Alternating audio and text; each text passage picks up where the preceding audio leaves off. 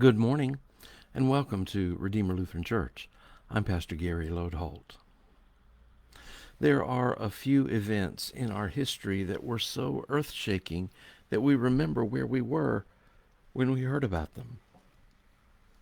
If you are old enough, perhaps you remember hearing the news of John F. Kennedy's assassination.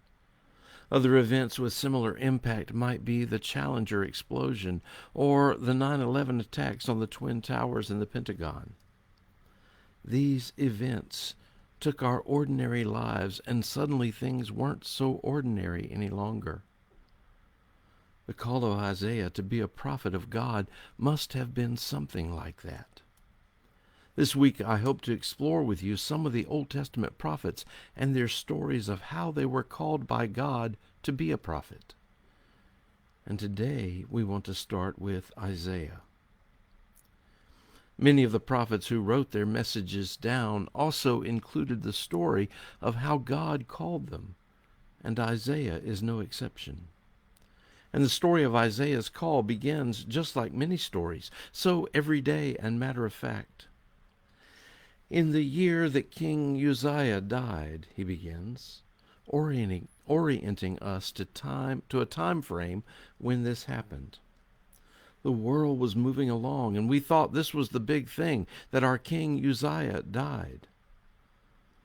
So often that's when God calls us, right in the middle of ongoing everyday life, and suddenly what we thought was the big event of the day fades into obscurity. Uzziah isn't remembered today, but what God did through Isaiah is.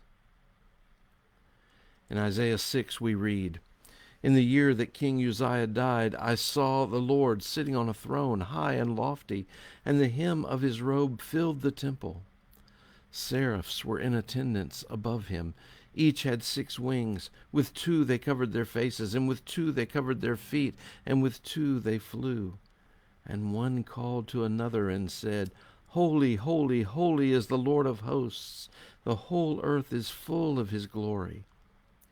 The pivots on the thresholds shook at the voices of those who called, and the house filled with smoke. And I said, Woe is me, I am lost, for I am a man of unclean lips, and I live among a people of unclean lips. Yet my eyes have seen the King, the Lord of hosts.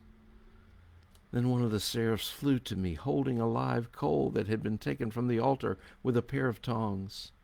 The seraph touched my mouth with it and said, Now that this has touched your lips, your guilt has departed, and your sin is blotted out. Then I heard the voice of the Lord saying, Whom shall I send, and who will go for us?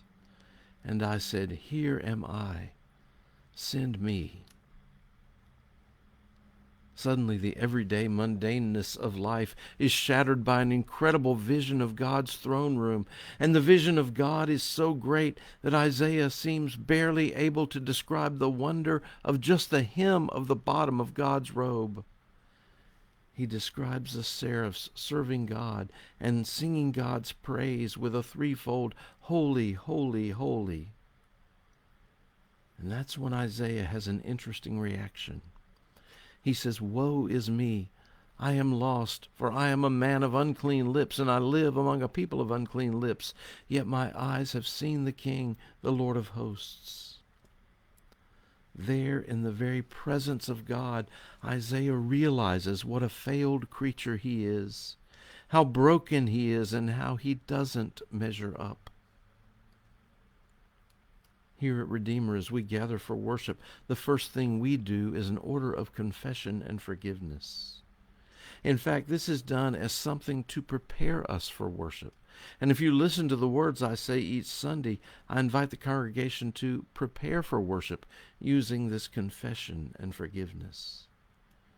You see, in worship, we are about to come into the presence of God. And before we do that, we need to come to the same realization that Isaiah did, that we are failed and broken, and we don't measure up.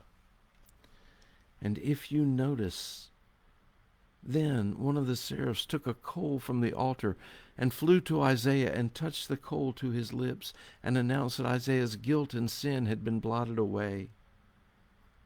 Well, that happens in our preparatory rite as well. After we confess our sin and admit to ourselves who we really are, then we receive the forgiveness of our sin. And here's why we call this a preparatory rite. You see, having received the forgiveness of God, we then burst into worship and praise.